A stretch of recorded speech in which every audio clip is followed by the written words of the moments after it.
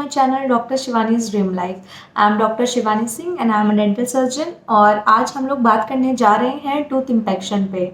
मतलब impacted tooth क्या होता है और इससे क्या सिम्टम्स होते हैं और ये कैसे इसको हम लोग प्रिवेंट करते हैं, इसका ट्रीटमेंट क्या है और उसके बाद हमें क्या क्या प्रिकॉशंस लेने चाहिए। तो without wasting time let's get started. तो इम्पेक्टेड टूथ बन कैसे जाता है और ये कौन सा टूथ होता है, इसको भी हम जान लेते हैं कि इम्पेक्टेड टूथ जो होता है वो हमारा विजडम टूथ जो है, जिसको हम लोग हिंदी में अकल दांत बोलते हैं, वो उसी टूथ को हम लोग बोलते हैं। क्योंकि जो हमारे मुंह में जो जॉ है, हमारे अपर एंड लोअर, उसके जो 3 मोलर्स लास्ट में होते हैं, सबसे लास्ट वाला जो मोलर होता है, थर्ड मोलर, वो हमारा विजडम टूथ कहलाता है। तो विजडम टूथ कभी कभी जो है एक एज पे जो ग्रो करते हैं, इरप्ट करते हैं, बट अगर वो इरप्ट नहीं हो पा रहे हैं बिटवीन 16 टू 20 एज के बीच में, अगर वो इरप्ट नहीं हो पाता है तो शायद चांसेस होते हैं कि वो इम्पेक्टेड हो। तो उसको देखने के लिए हम इस एज के बाद हम लोग अपना डायग्नोसिस करके ये एक्सरे करवा के पता कर सकते हैं कि वो इम्पेक्टेड है या नहीं है। तो अगर हमें उसको प्रिकॉशन लेना है और या उसका ट्रीटमेंट करवाना है तो उस एज के बाद हमें वो चीज़ डेवलप हो जाती है कि वो इरप्टेड है या वो इम्पेक्टेड है। तो उसके बाद हम उसका ट्रीटमेंट स्टार्ट कर सकते हैं। तो विजडम टूथ जो है, अगर वो इरप्ट नहीं हो पाता है तो वो इम्पेक्टेड टूथ कहलाता है। तो हमारे जो मुंह में जो विजडम टूथ आते हैं वो एक एज होती है कि मतलब 17 टू 21 एज है या 18 टू 20 एज जो एज जनरल में है, इस एज के टाइम पे ही आपका थर्ड मोलर इरप्ट करता है, जो हमारा विजडम टूथ है वो इरप्ट करेगा। और इसी टाइम पे अगर वो इरप्ट नहीं हो पा रहा है और पेन वगैरह कॉज कर रहा है तो वो इम्पेक्टेड टूथ आपका कहलाता है। तो अब हम बात करेंगे व्हाट आर द कॉजेज कि हमारा जो विजडम टूथ है और वो इम्पेक्टेड टूथ में कैसे मतलब कन्वर्ट हो जाता है, कैसे कॉज होता है कि हमारे टूथ में इन्फेक्शन, हमारा टूथ इम्पेक्टेड हो गया है। तो in general a tooth become impacted when your mouth does not have enough space to grow और इरप्ट। तो this can be result by आपका जेनेटिक रीजन की वजह से भी हो सकता है, या आपके दांत आगे पीछे टेढ़े हैं या क्राउडिंग है उनकी वजह से भी हो सकता है, और आपके मुंह में कम स्पेस होने की वजह से भी आपका दांत इम्पेक्टेड ग्रो कर सकता है। So now let's talk about what are the symptoms of impacted tooth. Basically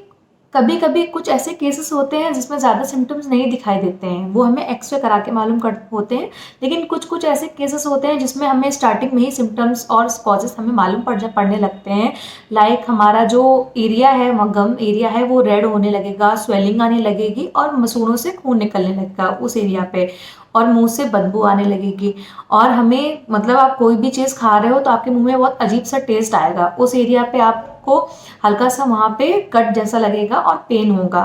और आप जब मतलब मुंह खोलते हो तो डिफ़िकल्टी होगी आपको माउथ ओपनिंग में, डिफ़िकल्टी वाइल ओपनिंग माउथ। और अगर आप मुंह खोलोगे तो आपको दर्द होने लगेगा और खाना खाने में और चबाने में भी आपको दर्द महसूस होगा। सो अब हम बात करते हैं कि what are the complications of impacted tooth, कि मतलब हमारा जो टूथ इम्पेक्टेड है उससे हमें क्या क्या कॉम्प्लिकेशंस फेस करने पड़ सकते हैं। तो जनरली कैविटीज होती हैं, हमारे मुंह में कीड़े लग जाते हैं, वो भी एक कॉज होता है। दूसरा, हमारा टूथ डिके होने लगता है, हमारे मुंह में इन्फेक्शन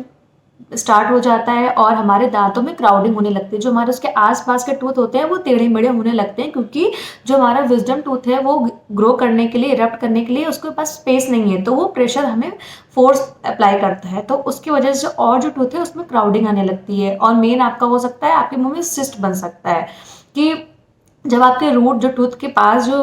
टूथ की जो रूट है वो आपके आसपास के टूथ पे भी इन्फेक्शन प्रोड्यूस करेंगी, और जिससे आपके मुंह पे मतलब पस फॉर्मेशन और सिस्ट स्टार्ट होने लगता है बनना। और आपका नेक्स्ट होता है कि अब्जॉर्प्शन ऑफ बोन, और मतलब एडजेसेंट टूथ के जो बोन है वो एब्जॉर्प्शन में होने लगती है, आपके मुंह में गम डिजीजेस की भी प्रॉब्लम स्टार्ट होने लगती है। अब हम बात करेंगे कि इसको हम लोग ट्रीट कैसे कर सकते हैं, how are impacted teeth treated.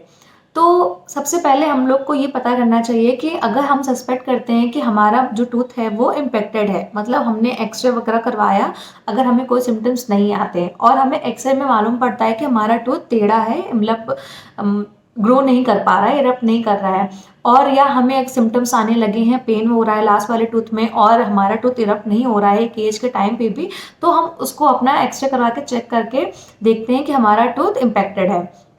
तो हमें एज सून एज हमारे डेंटिस्ट के पास जाके अपनी डायग्नोसिस करवानी चाहिए और हमारे जो ट्रीटमेंट है वो स्टार्ट करना चाहिए। तो डेंटिस्ट क्या करेगा आपके टूथ को एग्जामिन करने के लिए, कि जो डेंटिस्ट होते हैं वो आपके टूथ के जो सिम्टम्स हैं अगर आपको हैं तो वो उसको जान के आपका ट्रीटमेंट स्टार्ट करते हैं। बट अगर सिम्टम्स नहीं होते हैं तो वो बेसिकली एक्सरे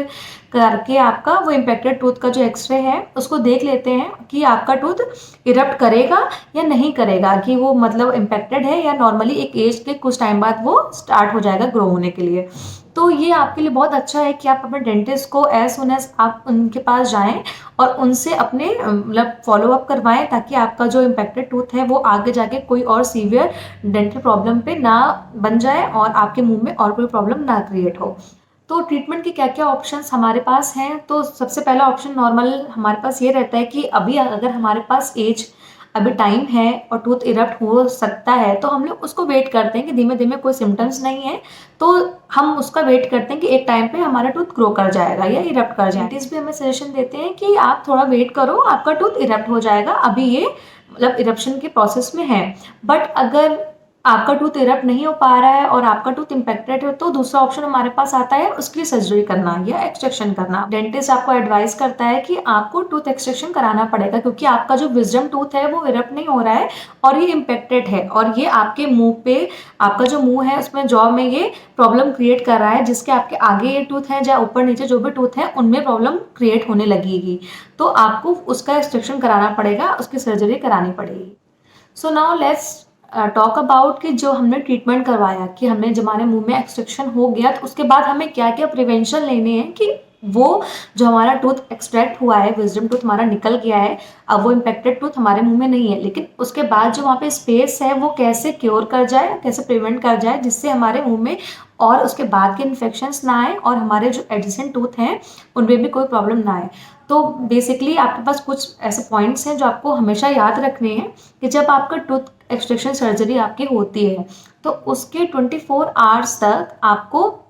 मतलब थूकना नहीं है, आपको अपने मुंह से स्पिट नहीं करना है, ठीक है। और उस टाइम तक आपको कोई भी गर्म चीज़ें नहीं खानी है, आपको सिर्फ कोल्ड चीज़ें मतलब लाइक आपके पास आइसक्रीम हो, कोल्ड ड्रिंक हो या कोई भी ठंडी चीज़ें हैं और सॉफ्ट चीज़ें जैसे आपके खाने पे आप ब्रेड वगैरह, दूध या कोई भी मैश करके आप कोई भी चीज़ खा सकते हो। आपको ज़्यादा बाइट नहीं करना है और उस एरिया की तरफ पे आपको ज़्यादा प्रेशर नहीं देना है। नेक्स्ट आपको ये करना है कि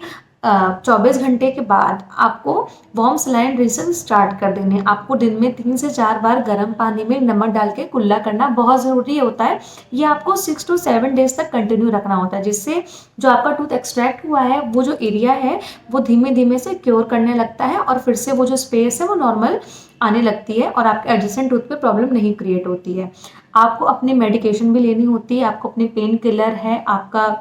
एंटीबायोटिक है आपकी, और आपको जो भी